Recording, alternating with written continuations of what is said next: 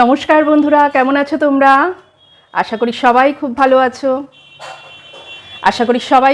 আছো। আর আমিও খুব ভালো আছি। পেটুক বাঙালি ঘরকন্যা চ্যানেলের আরও একটা নতুন ব্লগে তোমাদের সবাইকে স্বাগত জানাই আর সবসময় স্বাগত জানাই। আজকে হ্যাশট্যাগ আমরা বাঙালির দুটো টপিক আছে। একটা হচ্ছে ছোটরা তো বড় হয়ে যায় কিন্তু বড়রা বড় হয় না। তো হ্যাঁ, সত্যি কথাই। আর আরেকটা হচ্ছে একটা চাটনির রেসিপি বলতে হবে। তো আগে বলে নিই, ছোটরা সত্যিই আজকাল খুব তাড়াতাড়ি বড় হয়ে যায়। ওদের শারীদি যেরকম বলেছে, আর এখন ওদের যে বাল্যকাল বা শৈশবটা বোঝাই যায় না, চোখের নিমেষে যেন শেষ হয়ে যায়। মানে জন্মাতে না জন্মাতেই আমরা স্কুলে দেওয়ার জন্য ব্যস্ত হয়ে উঠি। এই টেনে টুনে 2 বছর হলো কি হলো না আমরা স্কুলে ভর্তি করে দিই। তারপরে এই চললো পড়াশোনা, টিউশন, এইগুলো চলতে চলতে কবে যে চোখের নিমেষে বড় হয়ে যায় আমরা মানে বুঝতেই পারি না। আর বেচারা বাচ্চাগুলো তো আরোই বুঝতে পারে না। আর এই কারণে ওদের মেন্টালিটিটাও কিন্তু খুব তাড়াতাড়ি বড় হয়ে যায়। আর আজকাল যেই রিয়েলিটি শোগুলো দেখি, সেখানে যেই ডান্স রিয়েলিটি শো বিশেষ করে যেসব পারফরমেন্সগুলো হয়, তাতে যেই গানের সঙ্গে যেই নাচের যেই কী বলবো স্টেপগুলো হয়, বেচারা বাচ্চাগুলো হয়তো জানেই না সেই গানটার মানেটা কী আর সেই স্টেপের মানেটা কী।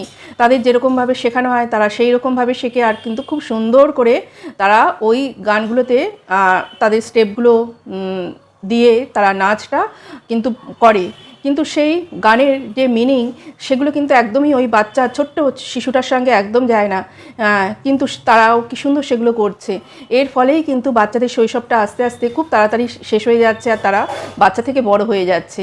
আর তার ফলে তাদের, আগেই বললাম, তাদের মেন্টালিটিটাও খুব তাড়াতাড়ি করে চেঞ্জ হয়ে যাচ্ছে আর তারা সব দিক থেকে কিন্তু ভীষণ তাড়াতাড়ি বড় হচ্ছে। আগে যখন আমরা ছোট থেকে বড় হয়েছি, বেশ আমরা বুঝতে পেরেছি যে বড় হওয়ার ধাপটা আমরা বুঝতে পেরেছি, খেলাধুলা করা, তারপরে আস্তে আস্তে যে অনেকটা টাইম আমাদের মনে হতো ওই বড় হওয়ার টাইমটা অনেকটা ছিল। এখন কিন্তু বাচ্চাদের মধ্যে সেই বড় হওয়ার টাইমটা অনেকটা নেই। আর আমরা যারা বড় তারা বড় হতে চাই না। আমার মনে হয় একদিক থেকে আমরা যারা বড় তারা মনের দিক থেকে বড় না হওয়াই ভালো। প্রত্যেকটা মানুষের মধ্যে একটা ছোট্ট বাচ্চা কিন্তু থাকেই। তো সেই বাচ্চাটা, মনের মধ্যে বাচ্চাটা কিন্তু কখনোই চায় না যে নিজেকে বড় করতে। আমি তো কখনোই চাইবো না যে আমি একদম মানে মন থেকে আমি চাইবো না, আমি চাই এরকম আছি আমি এরকমই থাকবো। মানে মন থেকে বুড়িয়ে গেলেই কিন্তু আমি মানে একেবারে বুড়ি হয়ে যাব। মানে শরীরের বুড়ি বলছি না, মন থেকে বুড়ি হয়ে যাওয়াটাকে বলছি। তো আর একটা কথা, যে আমরা বড়রা বাচ্চাদের মতন সব কিছু ভুলে যেতে পারি না। সত্যিই আমরা পারি না। বাচ্চাদের যেমনি ঝগড়া হলে ঝাঁটি হলে তারা আবার ভুলে গিয়ে তাদের সঙ্গে আবার বন্ধুত্ব করে নেওয়া বা ভুলে যায়, কিন্তু আমরা পারি না। তার কারণ আমাদের মনটা কিন্তু কি বলবো, সেটাকে ভীষণভাবে মনের মধ্যে করে রেখে দেয়। আমরা কিছুতেই সেই জিনিসগুলোকে ভুলতে পারি না।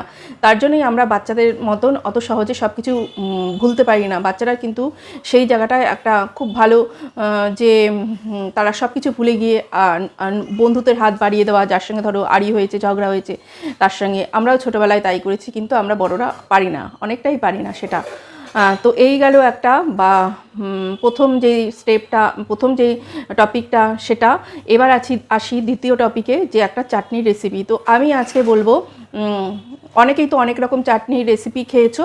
পোস্তর চাটনি কি তোমরা খেয়েছো? তো চলো, পোস্তটাকে বেটে নিতে হবে। প্রথমে ধরো তুমি 3-4 টেবিল চামচ মতন পোস্ত জলে ভিজিয়ে রেখে বেটে নিলে, এইবার 2 চামচ মতন সর্ষের তেল দিলে কড়াইতে। তেল দেওয়ার পরে শুকনো লঙ্কা দেবে, একটু পাঁচফোড়ন দেবে, চাইলে একটু সর্ষেও দিতে পারো, কালো সর্ষে। যখন ফোড়নটা থেকে সুন্দর গন্ধ বেরোবে, একটু তেঁতুল ভিজিয়ে রেখে দেবে, সেই তেঁতুলের যে কাতটা ওটা দিয়ে দেবে। ওটা দেওয়ার পরে, সেই জলটা দেওয়ার পরে তার মধ্যে দেবে একটু সামান্য নুন আর পরিমাণ মতন একটু চিনি দেবে, যে যেরকম মিষ্টি খাবে সেই মতন। দেওয়ার পরে ওই যে পোস্তটা ভিজিয়ে রেখেছিলাম সেই পোস্তটাকে বেটে ওর মধ্যে দিয়ে দেবে। এবার তার মধ্যে তুমি যদি চাও একটুখানি তুমি শুকনো লঙ্কা গুঁড়ো দিতে পারো। আর যারা ঝাল একদমই চাও না তারা না দিলেও হবে, ওই শুকনো লঙ্কা যে ফোড়ন দিয়েছো ওটাতেই হবে, বা কাঁচা লঙ্কা একটা চিড়ে দিতে পারো। এবার ফুটিয়ে নেবে, ফুটিয়ে নিলেই তৈরি হয়ে যাবে পোস্তর চাটনি। এইবার তোমরা যদি এটা সঙ্গে আরও অন্য কিছু মেশাতে চাও, যেমন এটার সঙ্গে খুব ভালো যাবে জলপাই যাবে, এটার সঙ্গে খুব ভালো যাবে তোমার কি বলে আমরা বা জলপাই দিলে ওটাকে সেদ্ধ করে নিয়ে তারপরে ওটা দেবে, তাহলে আর তেঁতুলটা দেওয়ার কোনো দরকার নেই। তো এই পোস্ত চাটনিটা একবার তোমরা করে দেখো, এটা কিন্তু খেতে দুর্দান্ত হয়। তো আজকের মতন টাটা বন্ধুরা, ভালো থেকো, সুস্থ থেকো আর সবসময় পজিটিভ থেকো, হাসি খুশি থেকো। টাটা।